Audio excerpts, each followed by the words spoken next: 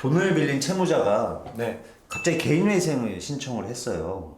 그러면 채권자는 돈을 얼마나 어떻게 받을 수 있는 거죠? 이게 뭐 채무자분들도 이런 고민들 하세요. 뭐 정말 어쩔 수 없는 사정이 돼서 개인회생 아니면 방법이 없다. 빚을 갚을 도저히 방법이 없다. 이럴 때 개인회생 고민하시잖아요. 근데 상담 오셔서 채무자분들도 이렇게 질문을 주시는 분들이 많이 계십니다. 제가 개인회생을 하면 채권자들은 돈을 어떻게 받게 되느냐 이거 궁금해 하시는 경우들이 있거든요. 물론 채권자들은 훨씬 더 궁금하겠죠. 하나하나 설명을 좀 드려볼게요.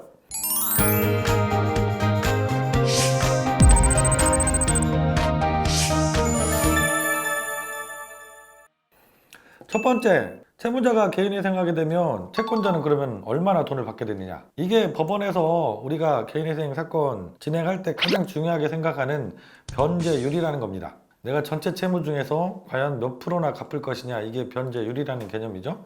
그래서 채무자가 법원에서 개시결정, 인가결정을 받을 때 이 변제율이 몇 프로로 결정이 되느냐, 이거에 따라서 채권자들이 돈을 그 퍼센테이지에 맞게 받게 되는 거죠. 예를 간단하게 들어보면 신청하신 채무자분이 총 채무가 원금이 1억이에요. 이분이 50% 변제율로 개시결정, 인가결정을 받았다. 그러면 간단하죠?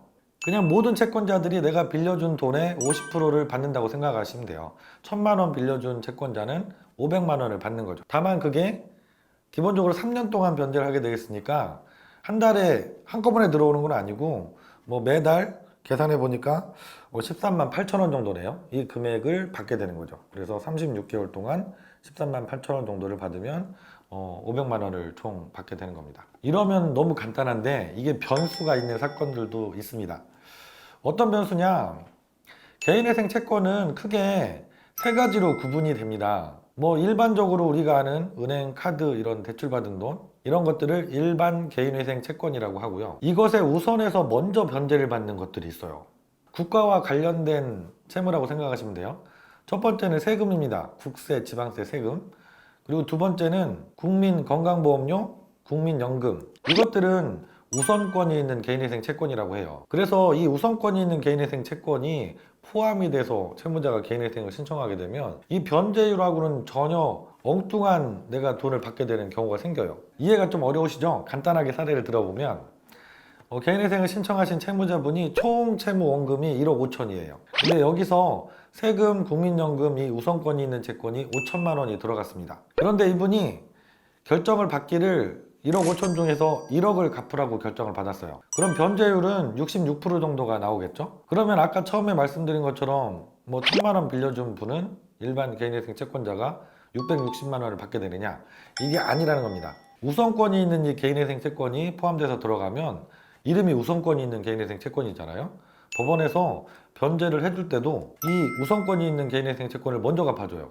그것도 100%다 갚아질 때까지 먼저 세무서에만 보내주고 국민건강보험공단에만 돈을 보냅니다. 그래서 여기가 돈이 전부 다 100%다 변제가 됐을 때 나머지 카드사, 은행, 이런 금융기관, 대부업체 이런 데 보내주는 거예요. 그러면 이분이 1억 5천 중에서 총 1억을 내기로 했지만 우선 세금, 건강보험료로 5천이 먼저 다 가잖아요. 그럼 나머지 1억이 일반 개인회생 채권인데 그 중에 5천만 원만 또 가잖아요. 그러면 일반 개인회생 채권, 일반 금융기관들, 개인들은 50%만 변제를 받게 되죠. 전체 변제율은 66%가 나오지만 실제로 우선권이 없는 일반 개인회생 채권자들은 변제율이 사실은 50%만 됩니다. 그러면 내가 이걸 과연 언제 확인할 수 있느냐?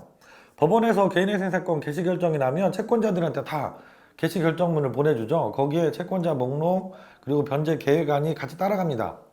그래서 거기에서 마지막 장을 보시면 돼요. 변제 예정액 표라는 게 있는데요. 거기에 맨 윗부분에 변제율이 몇 프로인지가 적혀 있어요. 그걸 보시면 알게 되고 내가 얼마를 받는지 알 수 있겠죠. 그럼 두 번째로 나는 과연 돈을 그러면 어떻게 하면 받느냐? 나는 아무 일도 안 해도 법원에서 알아서 돈을 주느냐? 그렇지 않습니다. 꼭 본인이 챙겨서 하셔야 될 일이 있어요. 법원에서 개시결정이 나면 서류를 채권자들한테 보내준다고 했잖아요. 그때 따라가는 서류가 채권 신고서라는 서류가 있어요. 거기에 내가 받을 돈이 얼마인지 그리고 중요한 거 내가 어떤 계좌로 돈을 받을지 계좌번호를 신고하게 돼 있어요. 그래서 통장 사본도 같이 첨부해서 법원에 꼭 신고를 해주셔야만 내 통장으로 돈이 들어오게 됩니다. 그래서 이거 잊지 말고 채권 신고 절차 꼭 해주셔야 됩니다. 그리고 마지막으로 그럼 내가 돈을 언제부터 받을 수 있는 거냐? 법원에서 통지서가 받았어요. 내가 채권 신고하라는 통지서. 그래서 신고를 하면 바로 그때부터 돈이 들어오는 건 아니에요. 개인회생은 개시 결정이 나면 채권자들한테 서류 보내주고 이렇게 채권 신고하라고 하지만 실제로 돈이 들어가는 것은 최종적인 결정, 채무자가 개인회생 인가 결정을 받아야만 그 다음 달부터 돈을 보내줍니다. 그래서 몇 달 시간이 걸리실 수 있어요. 내가 법원에 신고서 보냈는데 왜 통장에 돈이 안 들어오지? 그러시면 안 되고 인가 결정이 났는지까지 확인해 보시면 됩니다. 그래서 그 다음 달부터는 돈이 들어온다. 채무자가 몇 달 동안 돈을 이미 낸 게 법원에 계좌에 일단 쌓이는 거예요. 쌓였다가 인가 결정이 나면 그 몇 달치를 한꺼번에 보내주거든요.